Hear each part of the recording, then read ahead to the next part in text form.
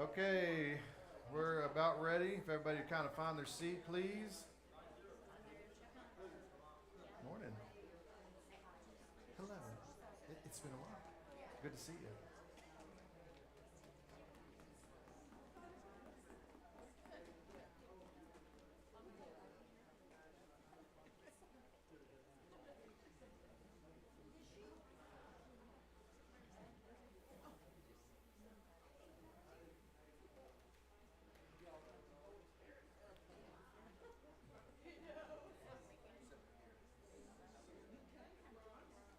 Well, for those of you who didn't notice,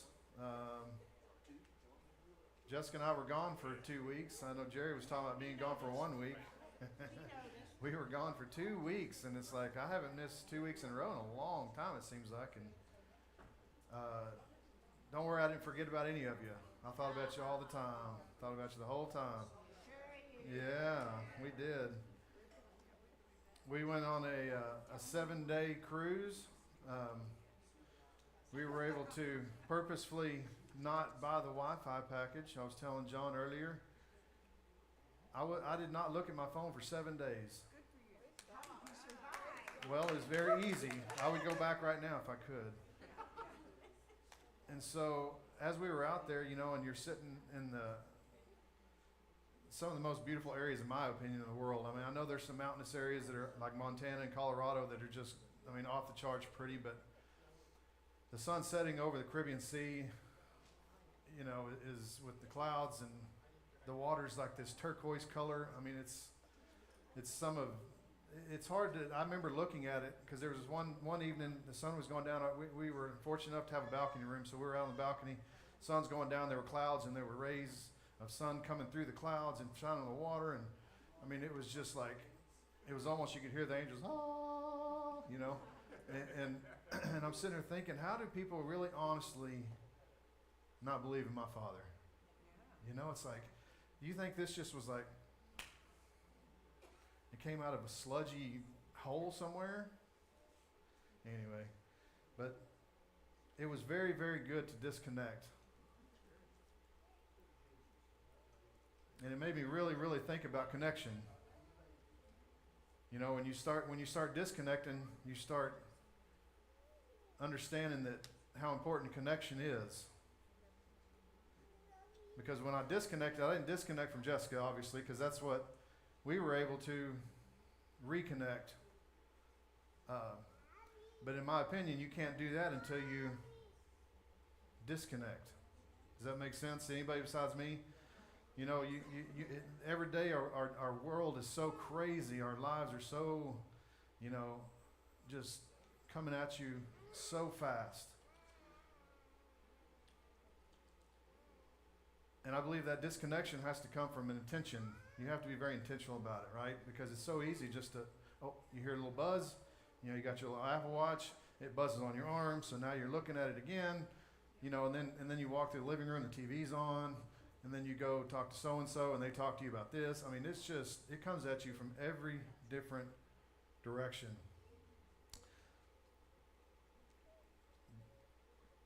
I'm going to have to ask for y'all's help because I can't remember the gentleman's name that started Focus on the Family. Dr. Dobson, thank you. That has been bugging me all morning.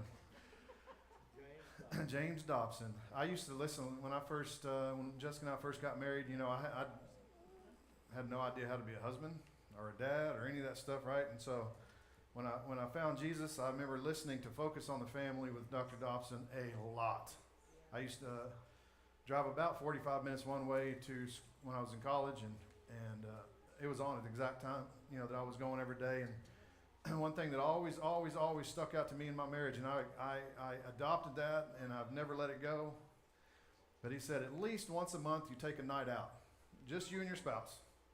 No kids, no friends, not a movie, no phones in today's world. Back then we didn't really have phones, but no, just in order to what? Why are you doing that? To connect. Date night. It's important to connect with the people that you have relationships with. I'm going to use marriage a lot, but that is not only marriage. That's within this body too, right? And in my opinion, as we go through this, I want everybody to think about this because I think it's something that's missing here, me included. And I think if we'll fix it, you'll be surprised how many more people we can reach. Just making connections with people. You know, making a connection. If you don't have a connection with somebody, how much influence are you going to have over them? And I don't mean over them. You know, how much influence you're going to have in their life, with them. Sorry, that's right. If you have no connection, no relationship, are you going to have? Are you going to have much? Are you going to be able to share what you want to share with them very well? Are they going to feel included? Are they going to feel wanted? What was some of Jesus's last? And I don't want to go to it, but he told a commandment of his was to make disciples of all the world. Make disciples, right? That's above all. That was one of the last things he said. Don't you think? If you choose, you have one thing to say right before you die. It's probably going to be pretty important. Make disciples. That's what he wants us to do. How do you do that without making connections? I used to think of it this way. Which guy's more important, Paul or Barnabas? Right? You look at Barnabas. What did he do for Paul? Does anybody know? He took Paul and he discipled him from the very, very beginning. I don't know. You may know the year, but it was not just a few days or a week. It was a long time, a year or two, maybe 3. That he took Paul under his wing and he discipled him. How many times is Barnabas' name mentioned? Like twice in the whole Bible. But Paul wrote most of the New Testament, right? So who's more important? I don't think you can put a price tag on either one of them, right? Because would Paul have done what he did if Barnabas hadn't taken him and connected with him and discipled him and probably was with each other every day. These two ladies are a good example, by the way, of friendship, right? I mean, you're posting stuff all the time. Y'all are together. You're doing things. You're connected.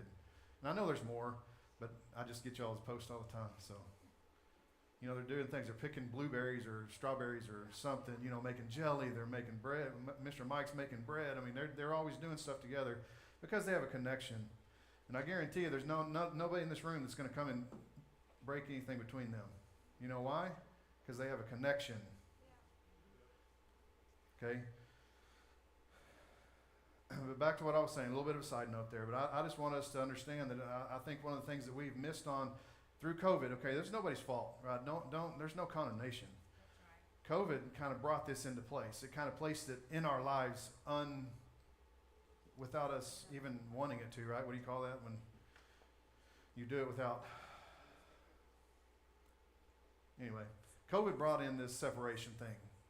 You know, and it's hard to connect to somebody, and I'm just telling you, I live in a world in my work where 90% of all my communication and everything is either on the computer, on the phone, text, email. I don't know these people. So yes, you can pass information through a phone, through telephone's better. Telephone's the best. You can get way more out of a telephone call than you can any of the others. But you know, text, emails, you know, all those things. There's nothing wrong with them, but that's not how you connect with people. But back to what I was saying about Dr. Dobson. You know, one night a month, you always take a night out with your spouse, right? And then I think he said every 3 times a year, it's about every quarter, you know, every 2 or 3 months, take a weekend, an overnight trip somewhere. Yes. With, again, no kids, no friends. Go connect with each other again. Yes. This trip for us, our 25th wedding anniversary was May of 2020. Wasn't much fun traveling right in the middle of all that because you know, I just loved the mask. I just loved them. So I wasn't a big fan, and having to fly with them all the time, there's no way. So anyway, we didn't go anywhere. We were unable to get that trip in, and then next thing you know, it's 2 years later. I mean, just like that. So this was a great time for Jessica and I that we were able to just first, and the reason I'm bringing all this up because I think this is what the Father wants from us. I'm using this as an example because it's easy to understand. It's an experience that I had, so I can relate it to you. Okay, but this is what our relationship with the Father needs to be. We're going to look at some scriptures in a little bit, but I just want to give you some examples of this trip that you know, reconnected Jessica and I, and I really want us as a body to start reconnecting with people. That is not hard.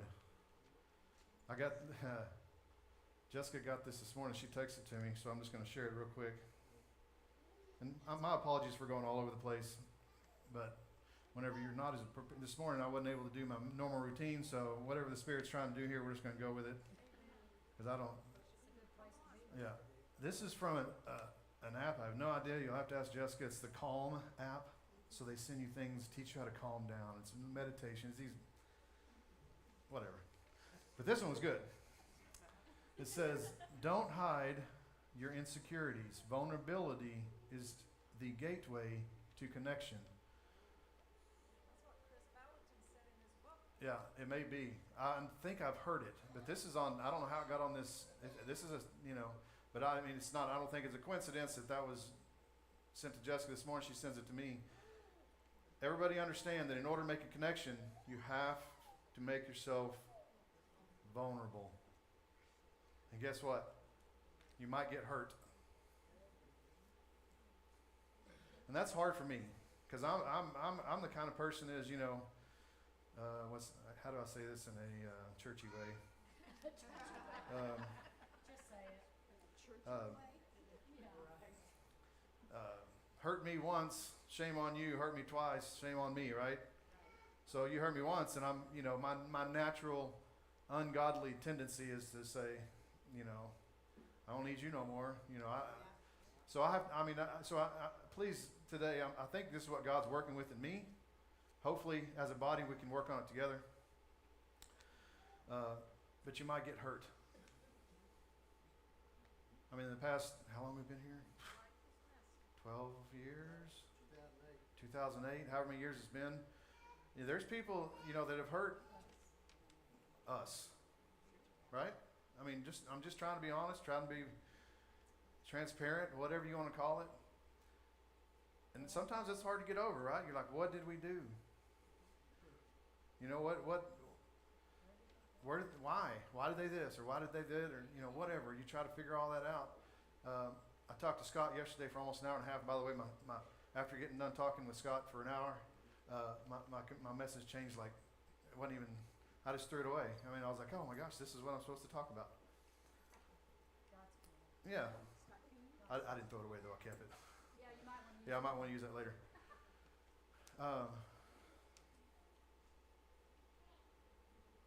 You might get hurt. I was talking about that. Oh, here it is. This connection has to be intentional. Amen.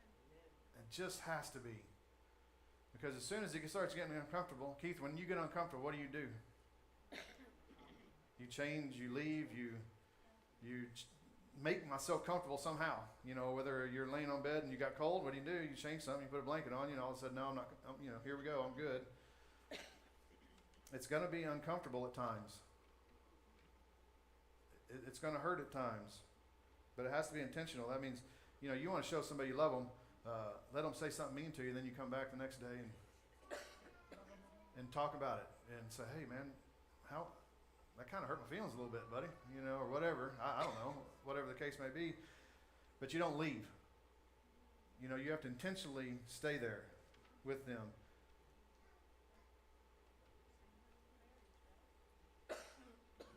This connection with people and with your Father, Jesus, Holy Spirit, cannot be ignored. It cannot be ignored, or what? What will happen to it? It's going to go away, y'all. I'm not saying that means you're going to hell. That's not what I'm saying. But I'm talking about that continual connection with the Spirit. I know pastors taught about it since we got here. You know, identity, following the Spirit. Man, you could boil it all down to almost two things, because it's that important. But the only way this is going to stay, this connection that we have with the Father, that you have to intentionally grab a hold of, work at, come back to, even if it doesn't look like, when you start to do something and it doesn't look like you think it's supposed to, what do you do sometimes? Change directions. You stop doing what you're doing. Oh, that's not right. That can't be right because that's not how I've had it pictured in my mind. God's relationship, that connection, and with people are going to be that way. You're going to be going along thinking, okay, this person's going to do this, and then we'll do that, and we'll walk in the field together, and then all of a sudden it doesn't. So what are you going to do? Are you going to walk away, or are you going to intentionally go back and say, what happened? How do we fix that? Or what did I miss?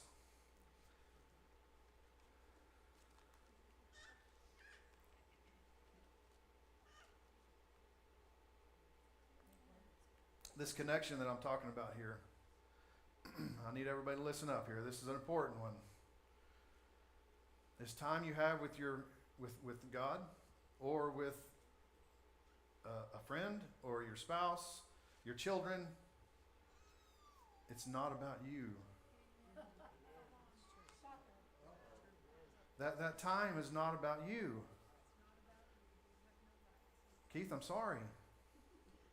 Right?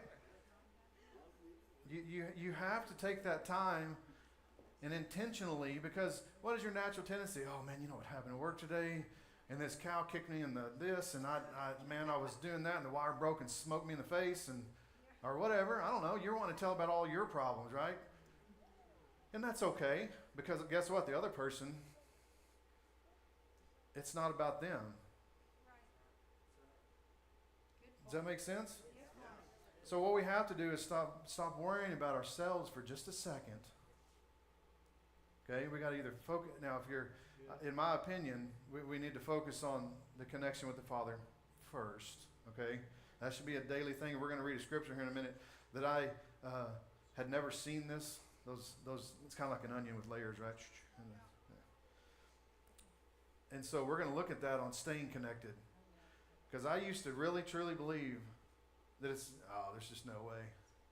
I think there is a way, but it has to be very intentional. Can't be ignored, or it is lost. Time needs to be about the other person. Without, if you think about it, without these connections that we're talking about here, what do you have? What is this all about? This whole thing is about staying connected with the Father. Being able to come to John and say, John, God loves you, and I want you to know how much He loves you, right? And just understand that this connection with the people is more important than we sometimes think. Okay, people outside of your own family. That's another thing that we tended to, please don't misunderstand me. Your family should come first, okay?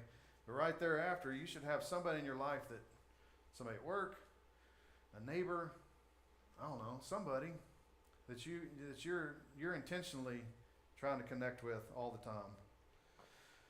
All right, let's start with John 10.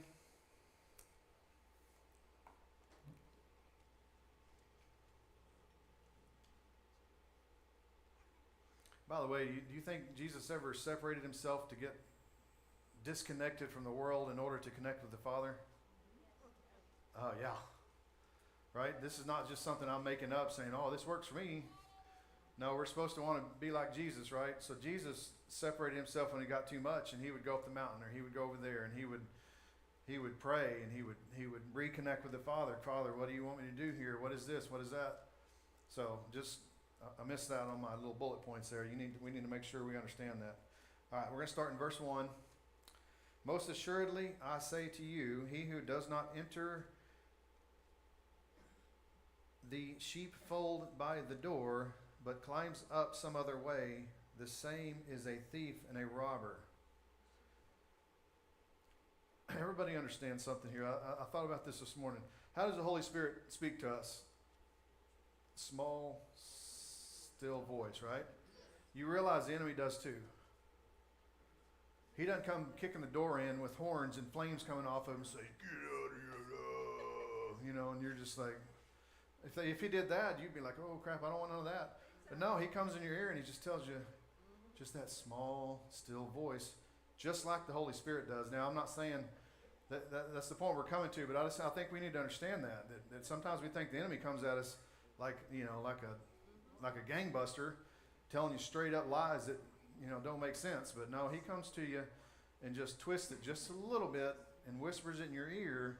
And if you don't know the right voice, that's how you get with the connection, as you understand that voice.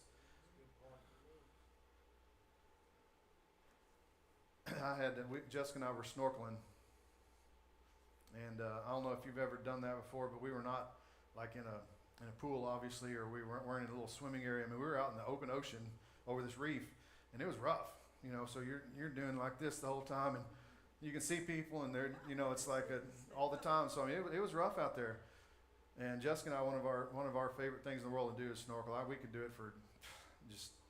It's funny when Jessica's having a good. Mike asked, "How do we know Jessica's having a good time?" I was like, her butt's stuck up in the air. She's doing that, and her butt's sticking up, and she's just. You see her little snorkel coming out, and she always comes home with a sunburn. But we were out there snorkeling, and it was kind of crowded, which I didn't enjoy this part of it. We've talked about that. This excursion, we were on this boat. We were packed in there like, I felt like them old cattle cars in boot camp. You just jump. You jump in. And we were out there, and Jessica was right behind me. Well, I jump in, and these other people jumping, and I'm telling you, I felt like it. I mean, it was weird. So I'm looking around. I can't find her. Or no, I'm sorry. I take off swimming because he told us to follow him. So I was like, well, Jessica will be right behind me. Well, it didn't take long where I was like, I just knew she wasn't with me. I mean, you know what I'm saying? And I don't know how to explain that, but I was like, she's not here. So then I come up and I start looking around, and then I see her. She has a red swimsuit on, so I see her little red butt bobbing over there. But my point is, it didn't take much for me to understand that we weren't together, right? Because when we're snorkeling, we're usually side by side, and we even, no, this is cute, stop. But we even kind of hold hands sometimes, and we're like, oh, look, and we point stuff, and we just have a great time. And she wasn't there, and I missed that connection, right? So I missed that connection. So what did I do? Tell me what I did. Somebody. I stopped and started looking. And let me tell y'all, if you'll do that, that's all it takes. That's all it takes. You don't have to do anything crazy. You don't have to fall on your face. You're walking along and you're like, I don't feel a connection right now. Jesus, boom. That's all it takes. And it's right back. So just please understand, I'm not trying to tell you to do anything that's very difficult here. It's just intentional. Okay? It's just intentional. You just have to want to. You just have to do it. I understand everybody's busy. I guarantee you, I tell people this all the time. I think I'm a supernaturally high energy person because I can't say no. I mean, I just can't. I'm always gone doing something. We watched Willie Nelson last night. I didn't get home till midnight, which he is every bit of 90. He was good though. I really had a great time. I mean, we've always enjoyed old Willie, and I wanted to see him before he,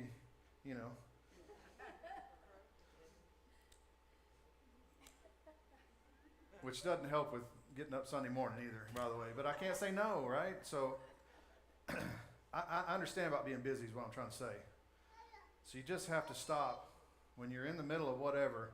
And again, we're going to get to this. I keep jumping ahead of myself, but John 10. We'll go back to that. All right, where would I stop? 2? Did I make it to 2? Let's just go to verse 2. But he enters, because he was talking about the thief coming in, not through the front door, right? Linda, could you go back to 1? I'm sorry. He says right there, he does the sheepfold is the door. That's the front door, basically. That's the way you can look at it. So the enemy or the thief doesn't come in through the front door. He climbs up over around and comes in and does these different things. So he says that there, that the robber's not going to come through the front door. Verse 2, but he who enters by the door is the shepherd of the sheep. To him the doorkeeper opens, and the sheep hear his voice. And he calls his own sheep by name and leads them out. And when he brings out his own sheep, he goes before them. That's key right there. You can't get ahead of him, right? If you try to get ahead of him, guess who's in charge? You are. Does that make sense? So he's not. You no longer have that. You shouldn't get ahead of him. How about that? He brings out his own sheep. He goes before them, and the sheep follow him, and they know his voice. Yet they will by no means follow a stranger, but will flee from him, for they do not know the voice of strangers. Okay, and we're going to drop down to the explanation Jesus gives here in a second, but I thought this was very interesting because I'd read the bottom part several times over the years, that I never put them together like that. This is what he said to everybody, this little parable right here, and then he explains it down in verse 22, starting in verse 22. And again, in the middle there, it talks about Jesus being our shepherd. Okay, so it does. I'm not skipping that for any other reason besides, I just don't have time today. But starting in verse 22, now it was the feast of dedication in Jerusalem, and it was winter, and Jesus walked into the temple in Solomon's porch. The Jews surrounded him and said to him, "How long do you keep us in doubt? If you are the Christ, tell us plainly." Oh man, am I in the wrong spot? Okay, it is a good spot. Okay. I think it's 20. Oh yes, thank you. I told you, you do not believe. The works that I do in my Father's name, they bear witness of me. But you do not believe, because you are not of my sheep. As I said to you, my sheep hear my voice. I know them, and they follow me. And I give them eternal life, and they shall not and ever perish, nor shall anyone snatch them out of my hand. And then he keeps going. But he understood there, if you believe in him, you should know his voice, right? And you should follow it. If you don't believe, you don't, and obviously I think we all believe in here, okay? So that's not my point there, but Jesus' voice and the enemy's voice are not the same. They're not the same. Now, a lot of times the enemy's voice may make more worldly sense, right? Because Jesus sometimes tells us things that are like supernatural. Y'all understand that? Like, it goes against nature. So you're like, you got to really dig down in that belief bucket and say,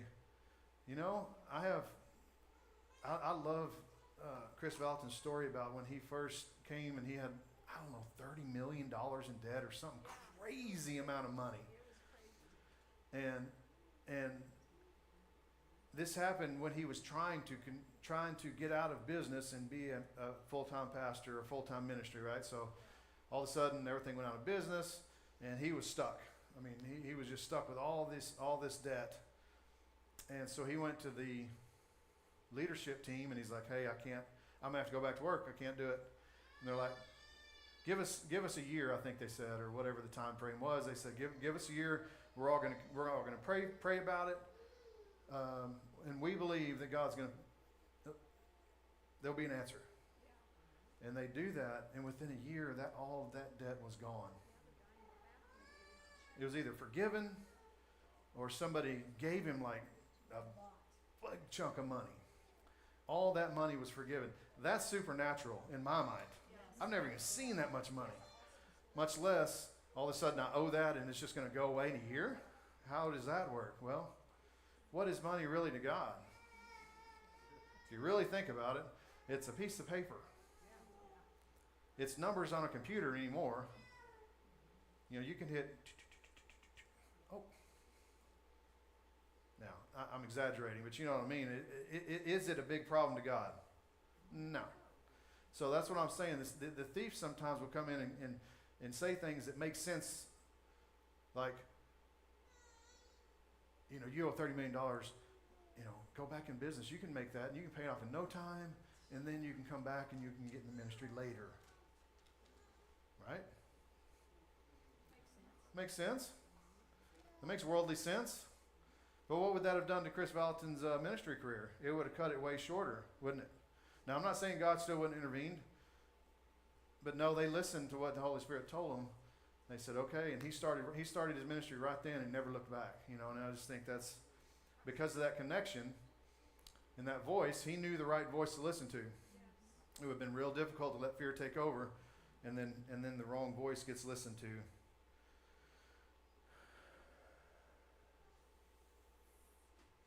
I used to have a friend in high school. He made this little sound. We would go to a lot of concerts and be in crowds together and what have you. And he made this little sound, like he took my name. I'm not even gonna try to make the sound because it's weird. But I would be 30 yards with 500 people between us, and he would make that sound. It's like, we could find each other that way. I knew the sound of his voice. And I followed him too much, honestly. But anyway, I think that's where we have to be. And the reason is me and my buddy, we literally, he lived with me for a while. We literally spent all day together. Right after school, we were in football together. After school, we go. His grandmother had a hot tub. After 2 days, we go sit in the hot. We were together all the time. That's how you get this connection. It's the only way, Kitty. You got to spend time. Intentional time. Not just time, right? Because if you think about it, Jessica and I are together all the time. Why would we need to go somewhere else to reconnect? We sleep. We're laying 6 inches apart for 8, 9 hours every day. Why do you need to go somewhere else? It has to be intentional time. Not just being in the same room. Right? Does that make sense? You have to be intentional about what you're doing. And again, like I said earlier, who's it not about? It's not about me. That time together, Jessica loves it, and you can ask her. Like when we'll go to dinner, and I'll just look at her and just let her just say whatever she wants, right? I don't mean it bad. I listen to it. It's funny. She makes me laugh. But you just listen. Listen to them. That's the first step. Because, like I said, the other person here in a little while, after I let her do that, then she's like, "So, what do you think?" And here I go.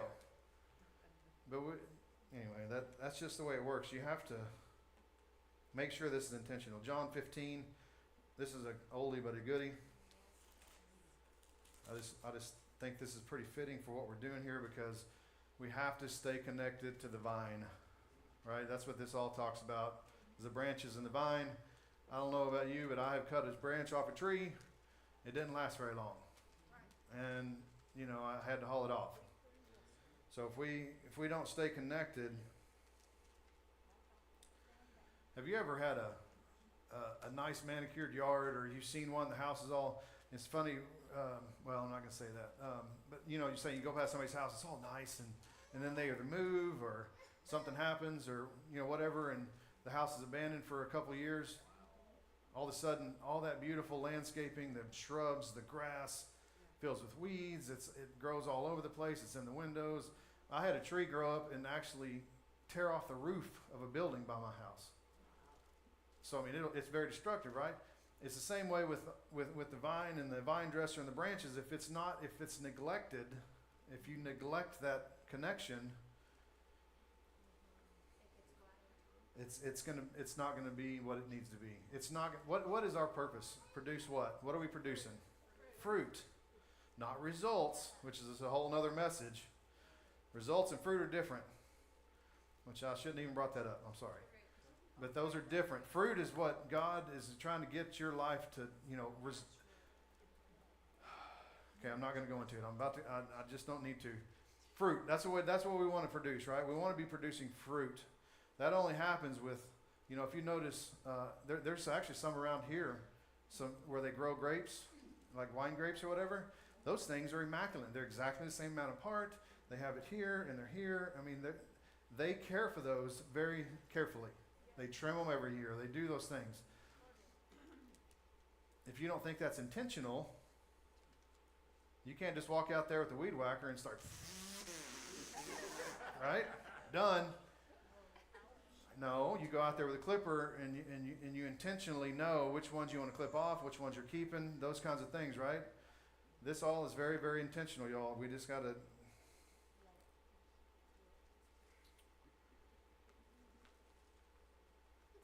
All right, we're going to read 15, starting in 1, just a few verses here. I'm not going to read this whole thing because it just keeps right on going. It's so good. And I recommend it. You should read this at least ever so often. I am the true vine, and the Father is the vine dresser. Every branch in me that does not bear fruit, he takes away. Who's speaking right here, right? It's Jesus, because it's red in my Bible. Let me put my glasses on. Oh yeah, it's red. But this is Jesus talking. It's not him talking about you. Jesus gets pruned. Jesus gets does not bear fruit. I mean, if Jesus, I just want everyone to understand that's not. He's not talking about you there. He's talking about Jesus. Jesus, I get pruned whenever something's not bearing fruit. It goes away, so I can bear more fruit. So why do we get so upset when we get pruned? It's going to happen. Everybody understands. And who in here is perfect? Don't raise your hand, nobody. Ain't nobody perfect, right? Nobody in this room is perfect for sure. I mean, I'm sure everybody can admit you made a mistake somewhere over your life, right? So if you're not perfect, you got to get pruned from time to time. He prunes some very more fruit. Verse 3. You are already clean because of the word which I've spoken to you. So you're already saved because of what Jesus did, what he spoke to us, right? What the Spirit spoke to you in your heart, you responded. That's already done. So that's not what I'm talking about here. When I talk about this, I'm not talking about getting saved. I'm talking about going on to something bigger and better than just getting saved. I'm talking about doing the work that we've been called to do. All right, I got to keep going. Running out of time here. Number 4, I think. Is that where? Yeah. Abide in me and I in you, as the branch cannot bear fruit of itself unless it abides in the vine. Too many times, y'all, we try to do it ourselves. Somebody said it this morning. I can't remember. Maybe it was me. Sorry, I'm a little loopy.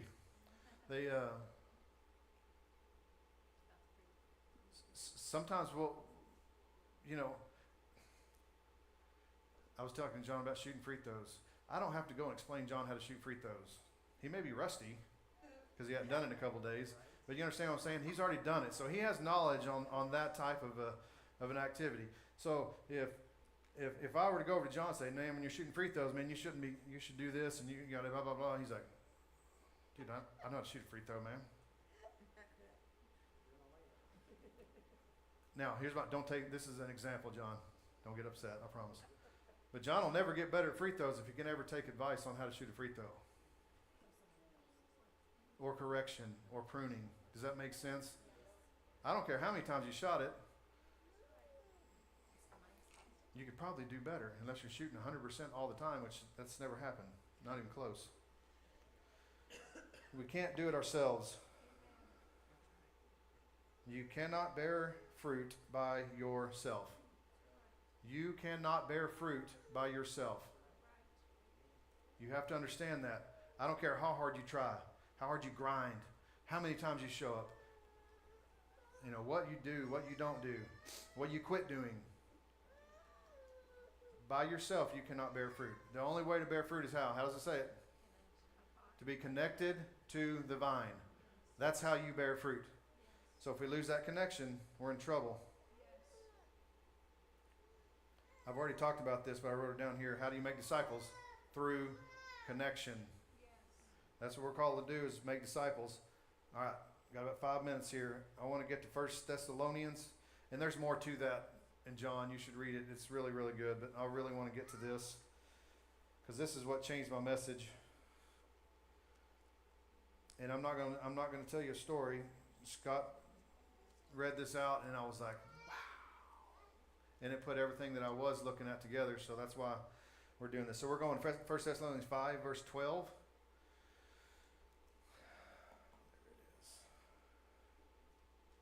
Oh, that's in Timothy. Oh, man. No wonder that doesn't look right. Man, Thessalonians, where are you? That's that little one. Isn't it? Anyway, I'll just cheat. Oh, there it is. And we urge you, brethren, to recognize those who labor among you and are over you in the Lord and admonish you, and to esteem them very highly in love for their work's sake. Be at peace among yourselves. That's important. I'm not going to talk on that, but we have to have peace among ourselves. The only way to do that is to have a connection with one another. If you do not have a connection with one another, as soon as it gets bad, you're going to leave. You're going to leave the situation, right? We have to stay connected. Number 14. Now we exhort you, brethren, warn those who are unruly, comfort the faint-hearted, uphold the weak, and be patient with all. Well, that's a tough one, but we'll go ahead. See that no one renders evil for evil to anyone, but always pursue what is good, both for yourselves and for all. It's a good word. Rejoice always. Go back to that one, Miss Linda. Rejoice always. Man, that's not easy. I heard a guy on 97.7 The Dog this morning, but they have every Sunday morning they have a little like few minutes message on there. I forget the church. It's in Burlington, I think. Anyway, but he was talking about suffering and how to deal with that, and he mentioned rejoicing during suffering. Man, that's not easy. But that doesn't mean you have to be giggling all the time. You know that, right? Just understand who your Father is, where your help is, that you're not alone. But please understand, if you have no connections in life and things get bad, who are you going to call? I think we do that with God way too much. He made this comment this morning, and it is a fantastic comment. Let me see if I can pull it out. Sometimes our relationship with God is like a parachute for a pilot. You hope you never need it, but you know it's there if you do. I thought that was pretty good. We treat God's relationship like a parachute. As long as everything's good, we're just sailing through the air, buddy. Do you know where the parachute is on a 737 on Southwest Airlines? No. There ain't one probably. But like if you're a pilot and you're flying along and it's sunny skies and there's no turbulence and you're just and then all of a sudden, a bird comes through your engine and all of a sudden, oh, where's that parachute? Now you not remember where it was. It was in the closet. I swear it was right there in the closet just a second ago. We need to know where that parachute is and have it and check it and touch it every single day. Okay, we need to make sure that we have that stuff going. Rejoice always. Pray without ceasing. This is the one I want to focus on for the next 2 minutes, it sounds like. Pray without ceasing. I looked at this in a different way for so many years. I know my friend Carrie used to say it all the time. Man, I pray without ceasing. I got that one. That doesn't mean that you have to do like a monk and in the back room nonstop 24/7 and pray. That's not what it's talking about. I'm sorry, that's just not what it's talking about. It's talking about what is prayer. What is prayer, first of all?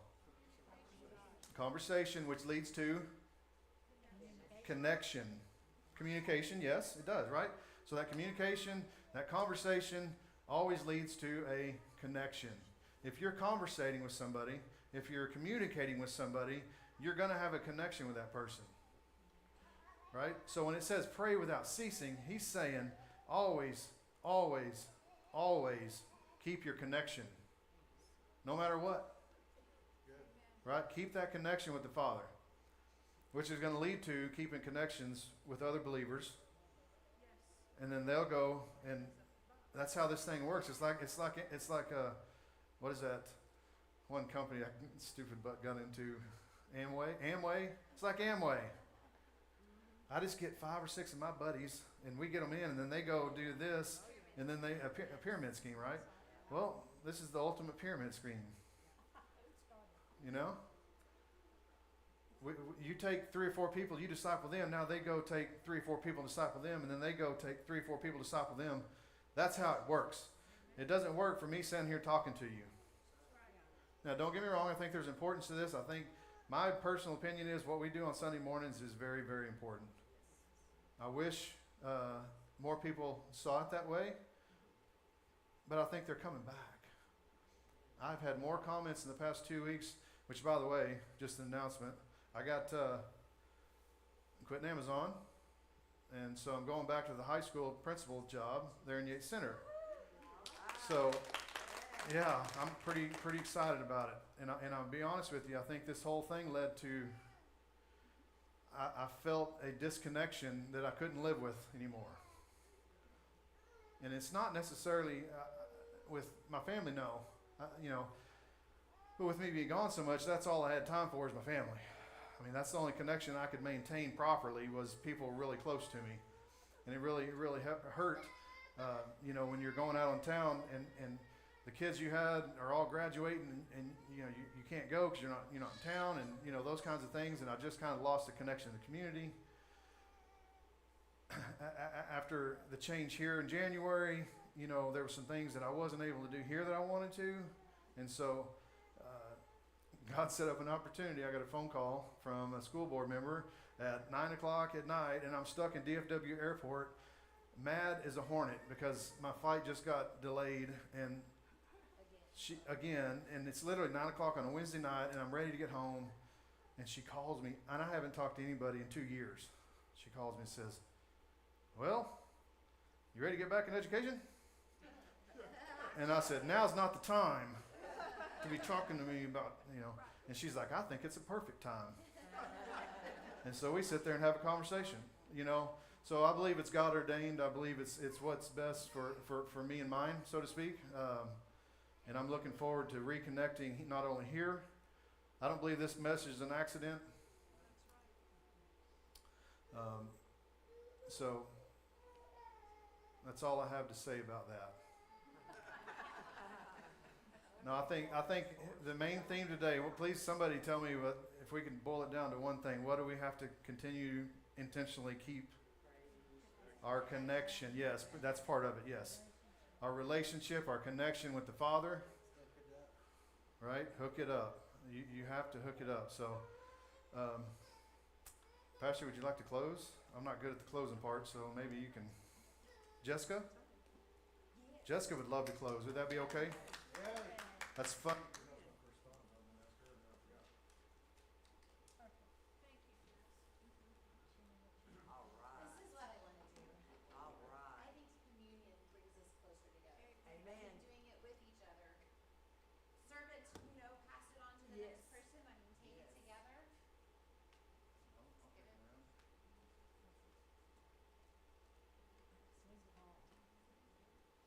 This won't take long, I promise. And it's food.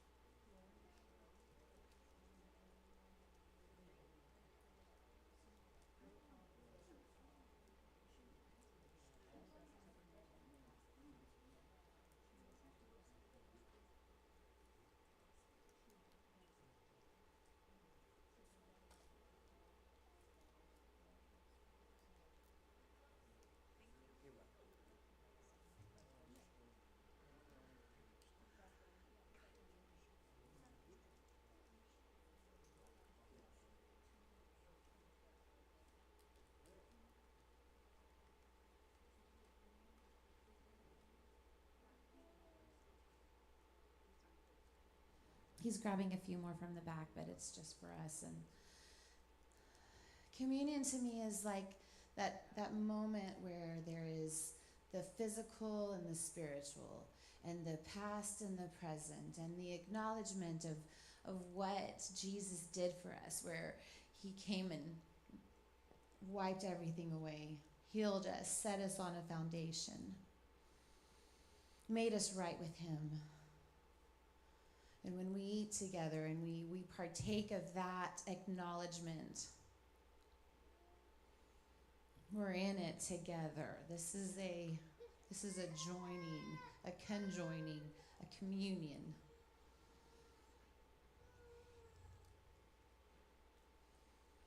He found just a few more. Because it together, I mean,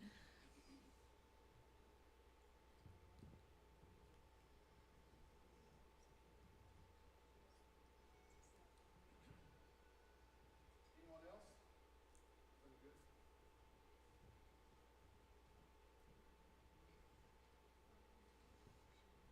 and all my life I've always seen this, do this in remembrance of me. And it's like,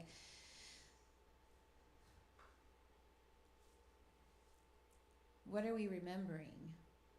He got me one, I think. Thank you. Thank you. What are we remembering? I mean, you're him, just him. Thank you.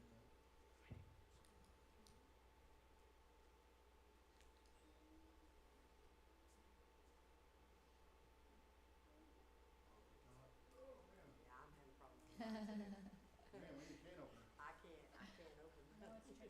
Whew, Yep, there we that's go. enough. Thank you, babe. What we're symbolically holding in our hands is Jesus' body and his blood. How humbling,